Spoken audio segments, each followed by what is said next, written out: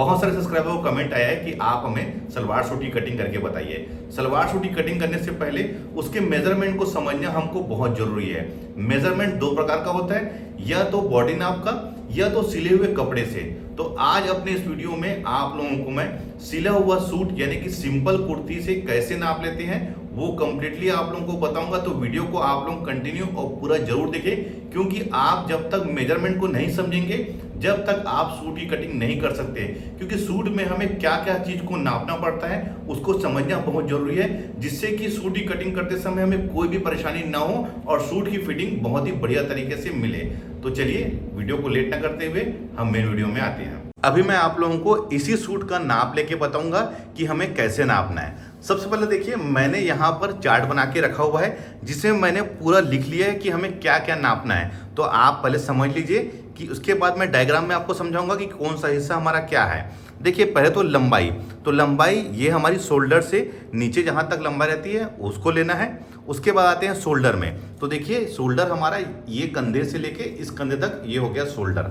उसके बाद आते हैं गला, तो ये सामने गला हो गया, पीछे पीछे गला हो गया। सीना, आर्म होल के जो नीचे है वो वाले हिस्से को हम सीना बोलते हैं, जिसको हम लोग अपर चेस्ट भी कहते हैं। कमर, कमर जो है नॉर्मल साइज के जो सूट होता है उसमें हम 14 इंच में लेते हैं, लेकिन जैसे जैसे सूट का जो साइज है वो बड़ा होते जाता है तो इसका जो कमर का जो लेंथ है वो नीचे की ओर आता है। यानी कि अगर बड़े साइज का जो सूट है तो 15 इंच 16 इंच में भी इसका कमर बैठता है। अब आते हैं ऊपर से सीट, तो ये ऊपर से सीट यहाँ तक होगा जहाँ पर हम चौक खोलते हैं यानी कटिंग, जिसको स्लिट भी बोलते हैं कुछ लोग, ये उसकी फिटिंग है। ये सीट उसकी फिटिंग है। और घेर, ये नीचे वाला हिस्सा घेर हो गया।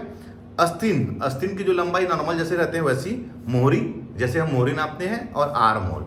मैं अभी इन सभी चीज़ों को कैसे मेजरमेंट करना है मैं अभी आप लोगों को बताऊंगा। तो आप लोग वीडियो को कंटिन्यू और पूरा जरूर देखें, तभी आप समझ पाएंगे कि हमको सूट का नाप किस प्रकार से लेना है।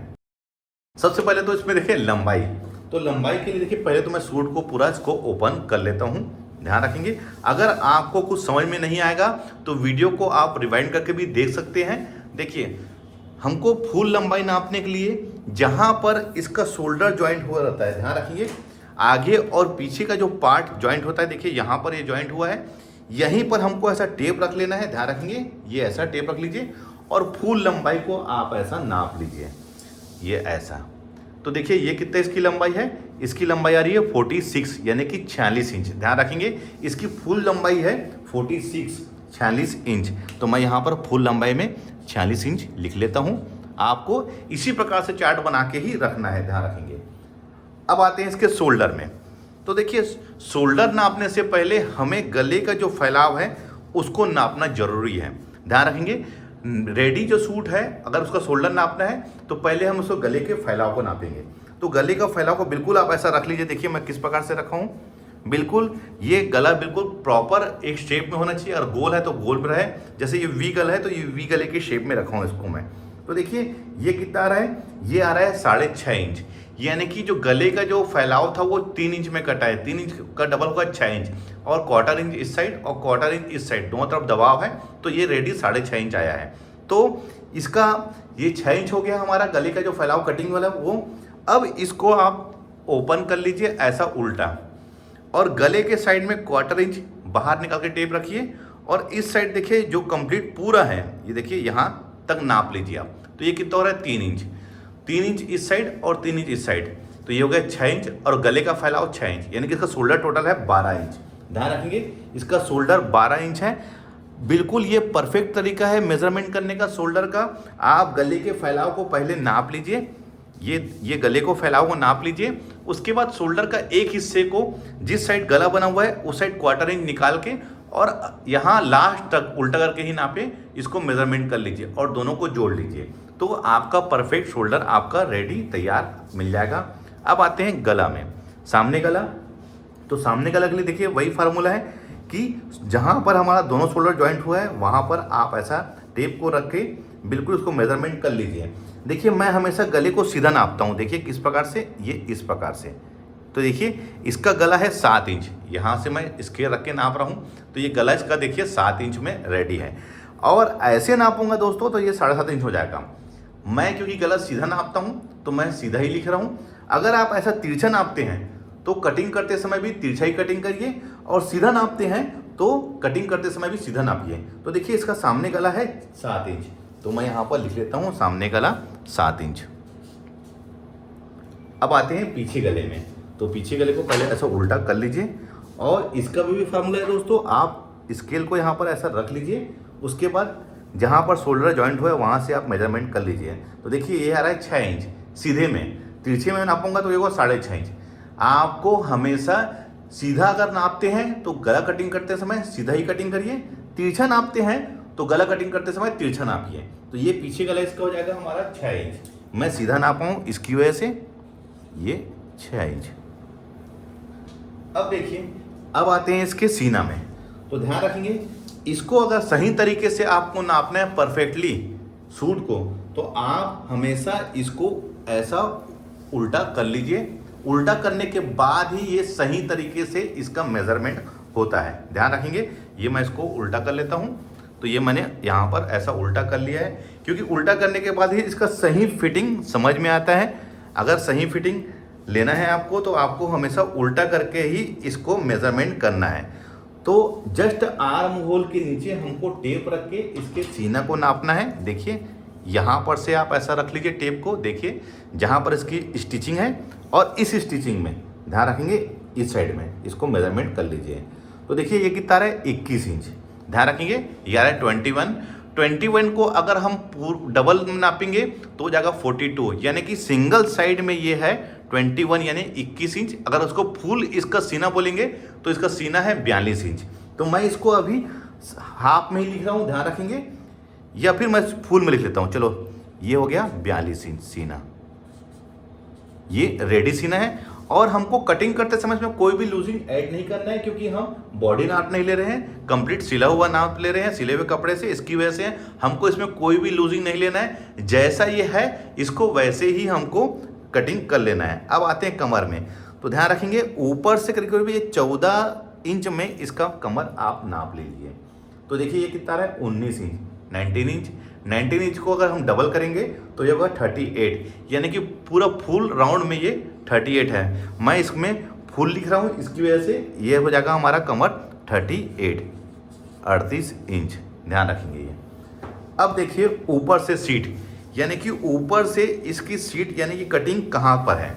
तो आप इसको जहाँ पर शोल्डर जॉइंट हुआ है हमारा, वहाँ पर से टेप रख के आप यहाँ देख लीजिए ये कितने इंच में है। यहाँ से ये देखिए, ये आप चाहे तो ऐसा स्केल रख के भी देख लीजिए कि कितने इंच में है ये। तो देखिए ये 20 इंच में है, यानी कि ये ऊपर से इसकी जो कटिंग है चौक ये 20 इंच में है, यानी कि 20 इंच में हमको इसको कटिंग करना है। लेकिन कटिंग करते समय हमें इसमें हाफ इंच मार्जिन जोड़ने पड़ेगा, क्योंकि ये ऊपर से हाफ इंच हमारा इसमें जॉइंट का भी लेना पड़ेगा। तो इसको कटिंग करते समय हमको 20.5 रखना पड़ेगा, यानी कि ऊपर से हमारा 20 इंच में इसका सीट है। अब इसकी सीट की फिटिंग, तो जहाँ पर हमारा कटिंग खुला हुआ है, चौक खुला हुआ है, वहीं पर आप इसको मेजरमेंट कर लीजिए ये ऐसे। तो देखिए ये आ रहा है 22, और फुल राउंड में बोलेंगे इसको ये होगा 44 इंच। ये देखिए ये हो गया। अब आते हैं इसके घेरा में। तो घेरा किसको बोलते हैं, सबसे नीचे वाले हिस्से को हम घेरा बोलते हैं, ये वाले हिस्से को। तो इसको भी आप ऐसे मेजरमेंट कर लीजिए। तो ये 22, ये भी 22 है। ये पूरा ये चीज़ स्ट्रेट है दोस्तों। अभी आमतौर पे पैंट प्लाजो चल रहा है तो इसमें स्ट्रेट ही कुर्ती सब पहन रहे हैं, तो इसका घेरा है 22। ये इसको मैं सिंगल में ही नाप रहा हूँ, ध्यान रखेंगे। अब आते हैं आस्तीन की लंबाई में। तो देखिए इसको मैं सीधा कर लेता हूँ। आस्तीन नापने समय आप सूट को सीधा कर लीजिए, तभी आप सही तरीके से इसके मेजरमेंट को समझ पाएंगे आस्तीन के।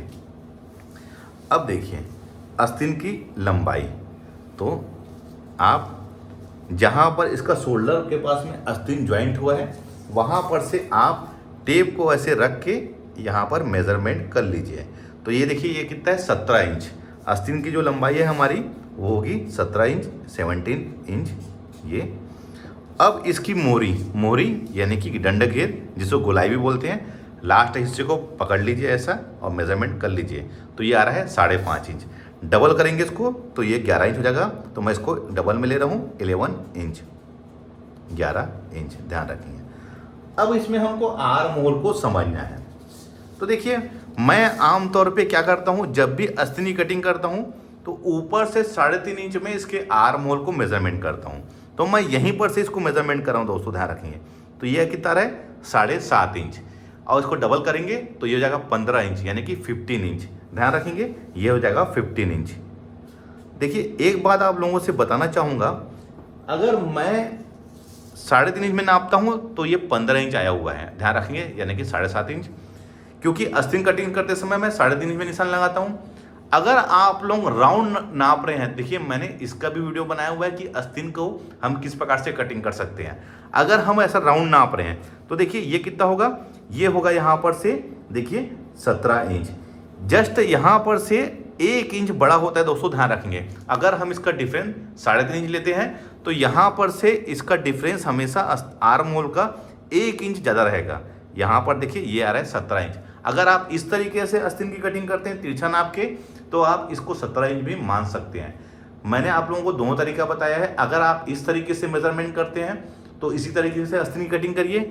अगर आप इस तरीके से मेजरमेंट करते हैं तो इसी तरीके से आस्तीन कटिंग करते समय भी मेजरमेंट करिए। देखिए, ये जो तरीका होता है ये एक परफेक्ट तरीका है सूट का मेजरमेंट लेने का। इसके अलावा हमको कोई और चीज़ नापने की आवश्यकता नहीं है। बिल्कुल इस तरीके से आप जो चीज़ को मैंने बताया है, मेजरमेंट लिया है, उस तरीके से आप नापेंगे और उस तरीके से कटिंग करेंगे तो आपको कभी भी कोई भी दिक्कत नहीं होगी। अगले वीडियो में मैं आपको मेजरमेंट, जो मैंने अभी मेजरमेंट लिया है, उसी मेजरमेंट से हमको कटिंग कैसे करना है वो बताऊंगा। तो आप लोग मेरे चैनल में बने रहिए। वीडियो अच्छा लगा है तो लाइक का बटन दबाइए, शेयर करें। मिलते हैं अपने किसी ऐसी जानकारी भरे वीडियो में। जब तक के लिए take care, thank you for watching, जय हिंद।